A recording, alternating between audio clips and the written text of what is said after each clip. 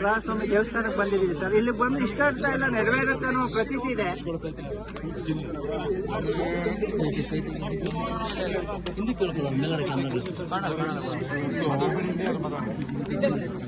ಈ ಭೂವನ ದೇವಸ್ಥಾನಕ್ಕೆ, ಈ ದೇವಿ ದೇವಸ್ಥಾನಕ್ಕೆ ಮೊದಲನೇ ಬಾರಿಗೆ ಬಂದಿದ್ದೀನಿ.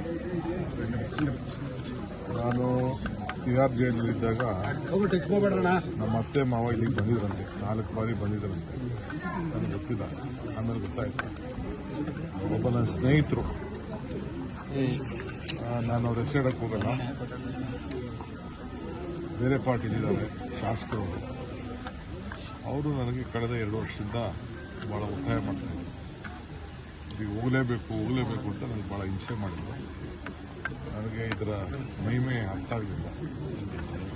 ಇಲ್ಲಿ ಬಂದು ನೋಡಿದಾಗ ಇಡೀ ಮಂಡ್ಯ ಜಿಲ್ಲೆಗೆ ಇದು ಭಾಳ ಅದ್ಭುತವಾದಂಥ ಒಂದು ಐತಿಹಾಸಿಕವಾದಂಥ ಪವಿತ್ರವಾದಂಥ ಒಂದು ಧಾರ್ಮಿಕ ಕ್ಷೇತ್ರ. ನಮ್ಮೆಲ್ಲರೂ ಕೂಡ ನಮ್ಮ ಧರ್ಮದಲ್ಲಿ ನಂಬಿಕೆ ಇಟ್ಕೊಂಡಿರೋದು, ಎಲ್ಲ ಧರ್ಮಕ್ಕೂ ಪ್ರೀತಿ ಮಾಡೋದು.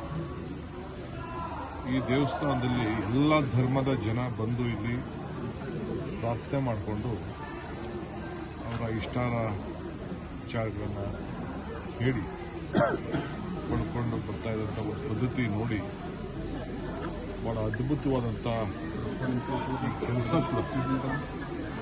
ನನಗೂ ಅಷ್ಟೋ ಇಷ್ಟೋ ದೇವಸ್ಥಾನ ಕಟ್ಟದಲ್ಲಿ ಎಷ್ಟು ಶ್ರಮ ಇದೆ, ಏನು ಯಾವ ರೀತಿ ಇದೆ ಅಂತ ನನಗೆ ಅರಿವಿದೆ. ಈ ವಿಗ್ರಹ ಎಷ್ಟು ಅದ್ಭುತವಾಗಿದೆಯೋ, ಮುಂದೆ ಕೂಡ ಈ ಒಂದು ದೇವಾಲಯ ಕಟ್ಟಲಿಕ್ಕೆ ಬಹಳ ಉತ್ತಮವಾದಂಥ ಒಂದು ನೀಲಿನಕ್ಷೆಯನ್ನು ತಯಾರು ಮಾಡಿದ್ದಾರೆ. 4 ಫ್ಯಾಕ್ಟ್ರಿ, ಗ್ರ್ಯಾಂಡ್ ಫ್ಯಾಕ್ಟ್ರಿ ನಡೆಸೋ ರೀತಿಯಲ್ಲಿ ಇಲ್ಲಿ ಕೆಲಸ ನಡೀತಾ ಇದೆ. ಖಂಡಿತ ಈ ಭೂಮಿ ಮೇಲೆ ಯಾರಿಗೆ ನಂಬಿಕೆ ಇದೆ, ವಿಶ್ವಾಸ ಇದೆ, ಭೂಮಿಯ ಆಚಾರ ವಿಚಾರದ ಬಗ್ಗೆ ಯಾರಿಗೆ ಇದೆ, ಎಲ್ಲ ಕೆಲಸ ಮಾಡ್ತಿರೋರು ಎಲ್ಲ ಮುಸಲ್ಮಾನ್ ಬಂದು ಅದನ್ನು ತಿಳ್ಕೊಂಡೆ. ಎಲ್ಲ ಬಂದು ಅವರೇ ಬಂದು ಇಂಥ ಒಂದು ಕೆತ್ತನೆ ಕೆಲಸನ ಇಲ್ಲಿ ನಡೆಸ್ತಾ ಇದ್ದಾರೆ ಅಂತೇಳಿ. ಸೊ ಇಲ್ಲಿ ಧರ್ಮ ಜಾತಿ ಇಲ್ಲ, ಎಲ್ಲರಿಗೂ ಕೂಡ ಬಹಳ ಪ್ರೀತಿಯಾಗುವಂಥ ಒಂದು ಪವಿತ್ರವಾದಂಥ ಕ್ಷೇತ್ರ. ನಾನು ಇವತ್ತೇನೋ ಇದ್ದಕ್ಕಿದ್ದಂಗೆ ಇಲ್ಲಿಗೆ ಬರಬೇಕು ಅಂತ ನನಗೆ ಮನಸ್ಸು.